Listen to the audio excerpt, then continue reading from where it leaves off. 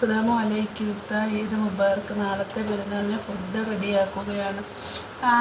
ഈദ് മുബാറക്ക്. വലൈക്കും അസ്സലാം റഹ്മത്തുള്ളാഹി തആല ബർക്കാത്തു. നാളെ രാവിലത്തേക്ക് കാപ്പിക്കുള്ള കറിയൊക്കെ റെഡിയാക്കി വെക്കുക. രാവിലെ എണീറ്റ് നിസ്കാരമൊക്കെ കഴിഞ്ഞ് വരുമ്പോൾ 8:30 പെരുന്നാൾ നിസ്കാരം.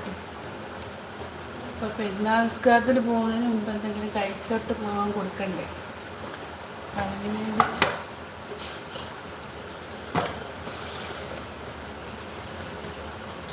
എന്തൊക്കെയുണ്ട് പെരുന്നാളിൻ്റെ ഒരുക്കങ്ങളൊക്കെ.